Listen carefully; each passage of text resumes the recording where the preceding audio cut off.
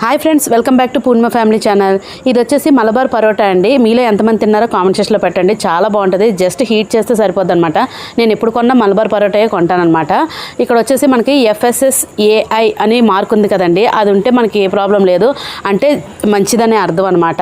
ఇక్కడ వచ్చేసి ఇది 95 రూపీస్ అయితే పడుతుంది. 5 అయితే ఉంటాయి అనమాట. మనకి జిప్ లాక్ అయితే ఇస్తారు. 5 ఉంటాయి కదా, మనం 1 తిన్నా 2 తిన్నా మళ్ళీ జిప్ లాక్ చేసి మనం ఫ్రిడ్జ్లో అయితే స్టోర్ చేసుకోవచ్చు అనమాట.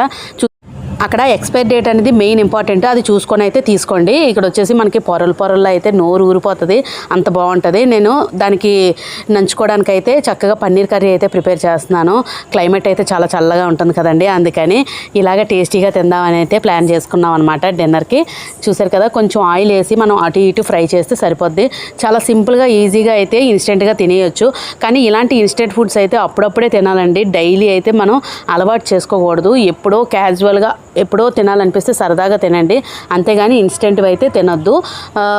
ఒకవేళ తినాలనుకుంటే మాత్రం బాగా సెలెక్టెడ్గా ఉండి బాగా మంచిగా ఉన్నవి అయితేనే తీసుకోండి, ఎందుకంటే హెల్దీ కాదనమాట. చూసారు కదా, ఇలాగ ఫ్రై చేసుకున్న తర్వాత పరోటా అనేది పొరలుగా అయితే చాలా టేస్ట్గా అయితే వచ్చేసింది.